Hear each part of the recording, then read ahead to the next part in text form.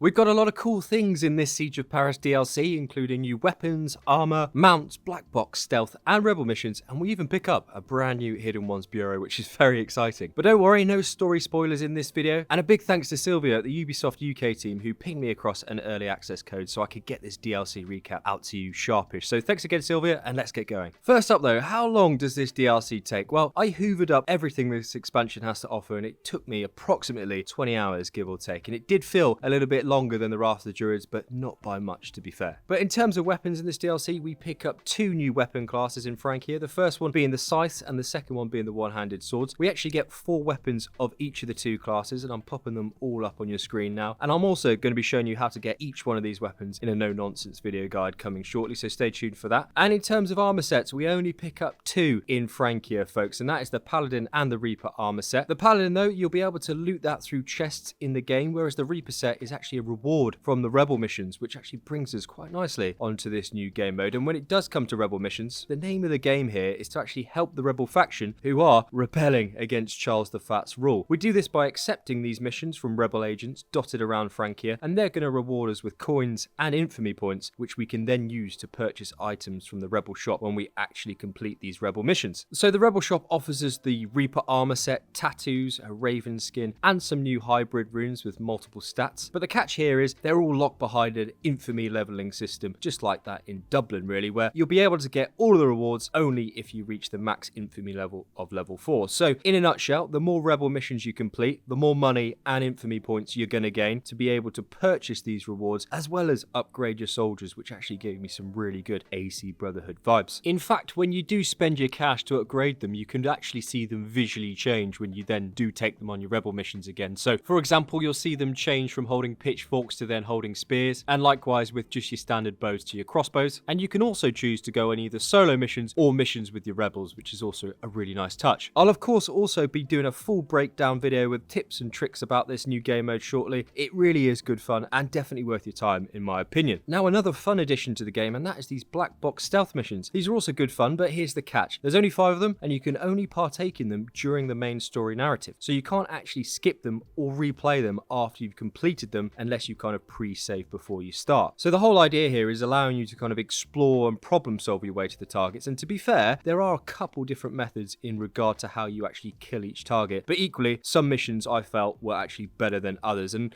I'm not going to say too much more about it because it is very story centric, these missions, but you do see some cool assassination cutscenes as well, which I quite liked. But speaking of assassins and assassinations, we do pick up a Hidden Ones bureau here in Paris, which is very welcome, and the bonus here, it's not actually linked to the main story in any way, so you can kind of go and get it straight away, but you do need to find 3 keys to open it up, and we actually get a special reward for doing so, and a future Hidden Ones tease from Ubisoft, which is good fun. I'll also have another video up for you shortly on how to actually get inside and get these keys, but let's move on to some abilities, and we actually pick up 3 here in Frankfurt. So we have the Goule breath, which poisons an enemy and scares those around it, the golden flame, which is a sticky grenade bomb that blows up NPCs, and the plague of rats ability, which spawns rats from an arrow of rat bait, which is really fun actually, and I actually do recommend getting that as soon as possible. Speaking of rats though, we also get a new mechanic called the rat swarm, and you'll definitely be running into this new environment mechanic, but the thing is, these rats actually can't be killed. You can though encourage them with your weapon into grates on the floor to get rid of them, or you can just kind of sprint past them using the blinding rush ability, as they do decent damage if you're caught on them, so big brain maneuver there. And moving on to some animals, what have we got? Well, we pick up a new brown bear mount from the storyline, and I shall say no more on the topic, and we also pick up a new legendary animal fight called the Ghost Auroch. It's a barn bull, and it's a good fight to be fair. I've popped the location of it on the map here, so get your olays ready. And we do get more boss fights in this expansion, which is also very welcome, and instead of Drengr, we actually pick up 3 Frankish nobles who have lost all of their riches and wealth to the Vikings, so they do fancy a bit of a scrap. All 3 were enjoyable and challenging in their own way, especially the horse-mounted fight actually, which incidentally is actually a new type of combat NPC in the game. These cavalry units don't dismount when you do engage them, and we also pick up a cool new kill animation with them, which is very cool looking. Also, that Frankish travel cloak, well, you get it for free when you arrive in Frankfurt, and it does stop you getting chased by Charles's army units, so don't take it off, it is very useful. And of course, we also get the extra activities here, such as your cairnstones, your treasure hoard maps, flying tattoo papers, and cursed events. So same stuff, but just different DLC. Anyway, that's a quick recap there for you folks. If it did help you out, or you learned anything new at all, a quick like on the video would really help me out, so thanks very much, and I'll see you in the next video. Coffee's on me.